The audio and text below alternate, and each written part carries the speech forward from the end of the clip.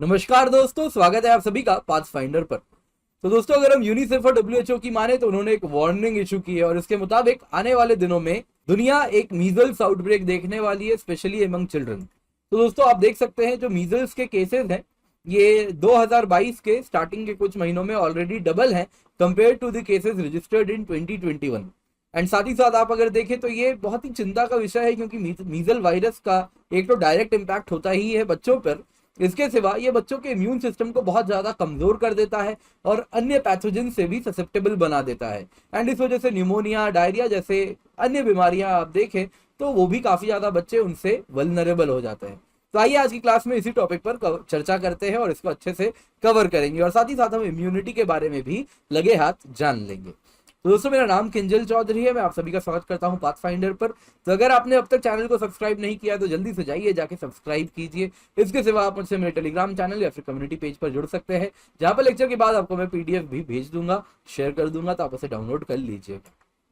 इसके सिवा अगर आप अकेडमी सब्सक्रिप्शन लेने का सोच रहे हैं तो निश्चिंत होकर यूज करें कोड KC10, क्योंकि जब आप ये कोड यूज करते हैं तो इसके साथ आपको सिर्फ 10% ऑफ नहीं मिलेगा दोस्तों, आपको मेरे द्वारा एक कमिटमेंट है, that is hand holding and guidance, जो कि across the subjects of GS, ऐसे ज्योग्राफी, ऑप्शनल आंसर राइटिंग मिलती है। तो आप निश्चिंत होकर ये कोड यूज करके मुझसे संपर्क जरूर करें और उसके बाद मैं आपको हैंड होल्डिंग एंड गाइडेंस प्रदान करूँ। तो न्यूज में क्या है? न्यूज में दोस्तों जैसा आप देख सकते हैं कि 17,000 केसेस ऑफ मीजल्स रिपोर्ट हुए हैं। कहां से? Somalia, Yemen, Nigeria, Afghanistan, Ethiopia. 2022 के पहले 2 महीने में, जनवरी एंड फरवरी। अगर ये डेटा हम 2021 में जाने तो दोस्तों ये था 9665, यानी ऑलरेडी लगभग आप देखें तो डबल के करीब ये केसेस आपको देखने मिल रहे हैं। और ये केसेस कैसे कंट्रीज से देखने मिल रहे हैं? मोस्टली वो देश है दोस्तों जो कि लीस्ट डेवलप्ड कंट्रीज हैं एंड काफी ज्यादा यहाँ पे इकोनॉमिक चैलेंजेस ऑलरेडी उन वो parts of the world face करती है। तो दोस्तों अगर आप देखें तो ये एक वैक्सीन प्रिवेंटेबल इलनेस है। MMR वैक्सीन दी जाती है यूजुअली बच्चों को 9 महीने में, पहली वैक्सीन दी जाती है। अगर आजकल की मैं बात करूं जो फाइल में बच्चों का लिखा रहता है तो MMR1 जो आता है, पहला वैक्सीन आता है, that is given at the month of 9 months, है ना। तो इसमें अगर आप देखें तो मीजल्स, रुबेला एंड इन सभी से ही प्रोटेक्शन प्रोवाइड करता है ये वैक्सीन। पर हुआ यूं है कि जो पैंडेमिक के बाद, कोविड रिलेटेड पैंडेमिक के बाद जो WHO काम कर रही थी specially in least developed countries में, उसमें बहुत मेजर डिस्ट्रप्शन हुआ है और वहां तक वैक्सीन पहुंच नहीं रहा है। और इस वजह से आप देखें तो पैंडेमिक के बाद इस डिस्ट्रप्शन के वजह से इम्यूनाइजेशन ड्राइव्स इफेक्टेड हो गए हैं और बच्चों में वैक्सीन नहीं पहुंच रहा है और इस वजह से इस प्रकार के मीजल्स के आउटब्रेक आपको देखने मिल रहे हैं। तो मीजल्स की बात करें तो इसके सिम्टम्स क्या होते हैं? ड्राई कफ होता है, रनी नोज होता है, बॉडी पेन होता है, सोर थ्रोट होता है, एपेटीट नहीं होती है, डायरिया के लक्षण होते हैं, लाइट सेंसिटिविटी होती है, इन्फ्लेशन होता है। और साथ ही साथ आप देखें तो खुद भी मीजल्स काफी ज्यादा दर्दनाक बीमारी होती है बच्चों में। पर दोस्तों यहाँ पे आपको कहना चाहूंगा, मीजल्स का प्रभाव सिर्फ डायरेक्टली नहीं है कि फीवर होगा, रैश होगा, अपर ट्रैक एंड रेस्पिरेटरी ट्रैक में इन्फ्लेमेशन होगा, सिर्फ इतना ही नहीं है। इसके सिवा आप देखें तो ये इम्यून सिस्टम के साथ भी बहुत भयानक प्रभाव इसका पड़ता है इम्यून सिस्टम के ऊपर। एंड इस वजह से आप देखें तो बच्चे अन्य बीमारियों से भी ससेप्टेबल हो जाते हैं, वल्नरेबल हो जाते हैं। एंड रिसेंटली डिमॉन्स्ट्रेट किया गया है जो मीजल वायरस है ये मेमोरी सेल्स को एंड मेमोरी लाइक सेल्स को वाइप आउट कर देता है। तो इससे होता यूं है कि जो हमारे शरीर में मेमोरी है विद रिस्पेक्ट टू अन्य अन्य पैथोजेंस के खिलाफ जो भी शरीर ने लड़ाई की है, फिर वो वैक्सीन लगाया गया है या डायरेक्ट इनकाउंटर हुआ है उस वायरस से या उस पर्टिकुलर पैथोजेन से, तो शरीर में उसकी मेमोरी बनती है इम्यून सिस्टम में। तो वो इम्यून सिस्टम की मेमोरी इरेज हो जाती है और इस वजह से मीजल्स के बाद बच्चे अन्य प्रकार के भी इलनेस से गुजर सकते हैं और वल्नरेबल हो जाते हैं। तो ये क्या हो रहा है, मेमोरी वाली बात मैं आपको फिर समझाऊंगा जब मैं इम्यून सिस्टम को अच्छे से समझाऊंगा। तो ये समझने के लिए ह्यूमन इम्यून सिस्टम को हमें जानना पड़ेगा। तो आइए वो देखते हैं। तो सबसे पहले आइए ह्यूमन इम्यून सिस्टम क्या होता है। तो दोस्तों हर दिन हम न जाने कितने सैकड़ों प्रकार के अलग अलग पैथोजेंस हमारे शरीर से अंडरगो करता है, अलग अलग इन्फेक्शियस एजेंट्स हैं जो कि हमारा शरीर जिससे गुजरता है।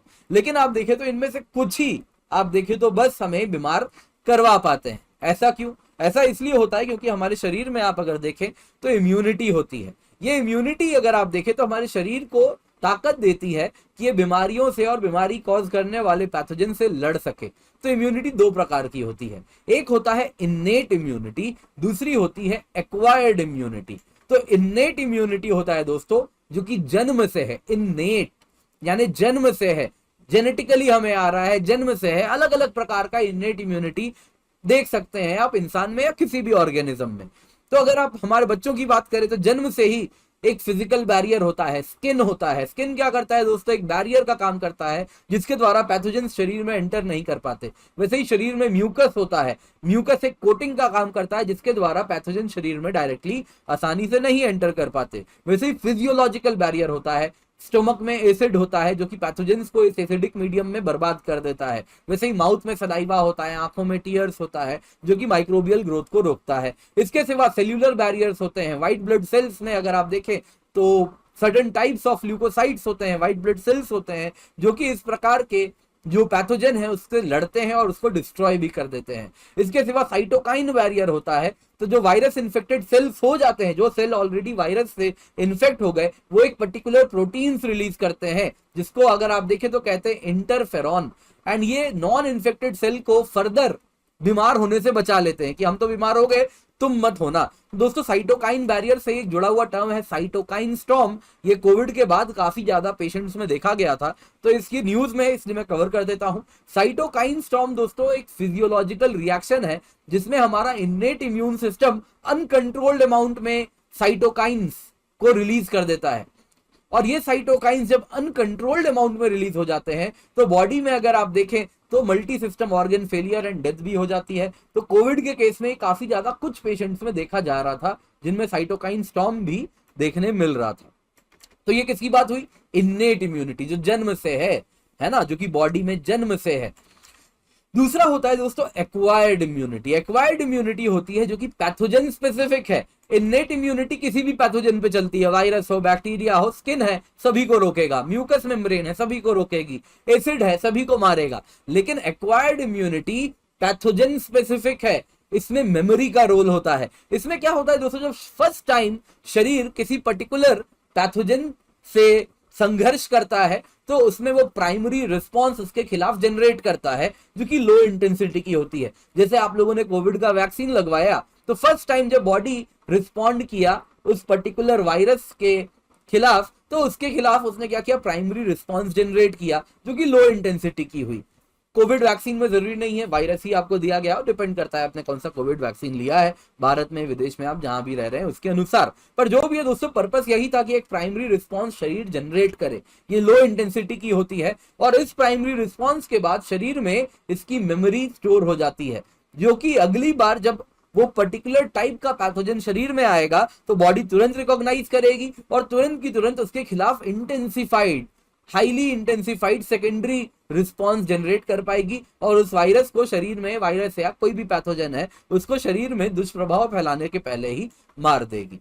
तो दोस्तों दिस इज एक्वायर्ड इम्यूनिटी। तो primary and secondary immune response जो हमें देखने मिल रहा है यहाँ पे दोस्तों दो प्रकार के व्हाइट ब्लड सेल से देखने मिलता है। इनको कहते हैं B lymphocytes and T lymphocytes. B lymphocytes, T lymphocytes bone के अंदर, बोन मैरो में मौजूद होते हैं। ये दोनों के दोनों ही बोन मैरो से ओरिजिनेट करते हैं। बी लिम्फोसाइट्स अगर आप देखें तो ये पर्टिकुलर प्रोटीन्स जिनको हम आप देखें तो एंटीबॉडी कहते हैं, वो जनरेट करते हैं जो कि पैथोजन को मारते हैं। टी लिम्फोसाइट्स अपने आप में कोई एंटीबॉडी नहीं जनरेट करते, यानी कोई पैथोजन को मारने वाला प्रोटीन नहीं जनरेट करते। लेकिन अगर आप देखें तो ये बी सेल्स को, बी लिम्फोसाइट्स को ऐसे एंटीबॉडी जनरेट करने में मददगार साबित होते हैं and at the same time cytokine भी रिलीज करते हैं जो कि इन्फेक्टेड वायरस, जो कि इन्फेक्टेड सेल्स हैं किसी वायरस से, वो साइटोकाइंस जनरेट करते हैं और बाकी सेल्स को बता देते हैं कि भाई यहाँ पे वायरस का इन्फेक्शन हो गया है। तो इस प्रकार का रिस्पॉन्स टी सेल्स देती है। तो इसी पे आपसे एक सवाल है, इन्नेट इम्यूनिटी में क्या क्या इंक्लूड होता है, फैमिलियल, जेनेटिक, इनबॉर्न या ऑल ऑफ द अबव? तो आप कमेंट सेक्शन में अपना आंसर बता सकते हैं। तो आई होप आप लोगों ने आंसर कर दिया है। तो आंसर क्या है दोस्तों, all of the above. Innate या फिर नॉन स्पेसिफिक इम्यूनिटी वो डिफेंस सिस्टम है जिसके साथ आप जन्म लेते हैं। ये इनबॉर्न है, ये जेनेटिकली हमारे पास आता है, इसलिए इसको फैमिलियल भी कहते हैं। इसके सिवा आप देखें तो इसके प्रकार क्या हो सकते हैं, कफ रिफ्लेक्स होता है, एंजाइम्स होती है टीयर एंड स्किन में, म्यूकस होता है, स्किन होता है, स्टोमिक एसिड होता है, जो मैंने ऑलरेडी कवर कर लिया है। तो दोस्तों आई होप आपको आज की क्लास पसंद आई है, तो लाइक जरूर कीजिएगा एंड अपने दोस्तों के साथ चैनल को शेयर करें एंड सब्सक्राइब जरूर करें। तो दोस्तों अनअकैडमी अगर आप देखें तो इंडिया के बेस्ट एजुकेटर्स हमारे साथ जुड़े हुए हैं यूपीएससी सीएससी में, जैसा आप स्क्रीन पर देख सकते हैं। इसके सिवा प्राइस हाइक जल्दी होने वाली है, तो अपना सीट जल्दी से बुक कर लें। Use the code KC10। CSC assure programme भी है, जिसमें अगर आप 2 साल या उससे अधिक की सब्सक्रिप्शन लेते हैं और उसके बाद भी आपको मन मुताबिक रिजल्ट नहीं मिलता है, तो आपको 1 ईयर का फ्री एक्सटेंशन मिलेगा हमारी ओर से। तो यूज द कोड KC10। इसके सिवा प्रीलिम्स प्रैक्टिस बुकलेट हम दे रहे हैं आइकनिक सब्सक्रिप्शन के साथ। तो दोस्तों 7,500 की ये बुकलेट है, जो कि आपको आइकनिक के साथ फ्री ऑफ कॉस्ट मिलेगी, जिसमें 10,000 से ज्यादा टॉपिक वाइज क्वेश्चंस आपको मिलते हैं। लिमिटेड टाइम ऑफर है, इसका फायदा उठाएं। अनअकैडमी अल्ट्रा कॉम्बैट है, 56 सवाल होंगे 60 मिनट में। टॉप 3 रैंकर्स के लिए जबरदस्त प्राइस है, MacBook Air, iPad, Samsung mobile, तो इसका फायदा जरूर उठाएं। Unacademy all India prelims mock test है, ऑफलाइन भी हम इसको करवा रहे हैं, दिल्ली, एनसीआर, प्रयागराज, जयपुर, पुणे, हैदराबाद में, तो मेक मोस्ट ऑफ इट। इसके सिवा आइकनिक सब्सक्रिप्शन भी है, जिसमें लाइव मेंटरशिप है, मेंस क्वेश्चन आंसर प्रैक्टिस है, स्टडी प्लानर है। प्लस सब्सक्रिप्शन की जो कीमत है 1 साल की 46,791 रुपीज है। 1 साल की आइकनिक की कीमत अगर आप देखें तो 67,041 रुपीज है। ये सारी कीमत तब है जब आप KC10 कोड का इस्तेमाल कर रहे हैं। इसके सिवा ऑप्शनल सब्सक्रिप्शन की 1 साल की कीमत है 24,750 रुपए on using the code KC10 या फिर KC10। 0% EMI में भी आपको हम लोन प्रोवाइड कर रहे हैं। मिनिमल पेपर वर्क में आपको लोन भी मिल जाएगा, 2 घंटे में अप्रूवल है। बहुत सारे मेरे कोर्स हैं प्लस में, आइकनिक में, तो इनका फायदा आप जरूर उठाएं। इसके सिवा डाउट्स हैं तो डाउट सॉल्विंग सेशंस भी हमने इंट्रोड्यूस किया है। डेडिकेटेड डाउट सॉल्विंग के लिए हमने एजुकेटर्स रखे हैं, जिनका काम है आपके डाउट को हमेशा सॉल्व कर देना। तो यूपीएससी सीएससी बैचेस भी है, जैसे आप स्क्रीन पर देख सकते हैं, मई 25 2022 से स्टार्ट होने हैं। 1 year 2 year Hindi English bilingual batches हमने स्टार्ट किए हैं। इसके सिवा ऑप्शनल कार्निवाल भी है, 14 प्लस से ज्यादा ऑप्शनल कोर्सेज स्टार्ट होने वाले हैं 5 जून से। अलग अलग ऑप्शनल है, ज्योग्राफी, PSIR, पबैड, हिस्ट्री, सोशियोलॉजी, इन सब के, मैथमेटिक्स, इन सभी के नए बैचेस स्टार्ट हो रहे हैं, तो मेक मोस्ट ऑफ इट। इसके सिवा अनअकैडमी आप देख सकते हैं बेस्ट एजुकेटर्स मिलते हैं, डेडिकेटेड डाउट सॉल्विंग सेशन होता है, फ्लेक्सिबल आवर ऑफ लर्निंग है, तो इट इज दी बेस्ट। तो मेक श्योर कि आप अनअकैडमी सब्सक्रिप्शन ले लें। Thank you so much for joining, have a great day.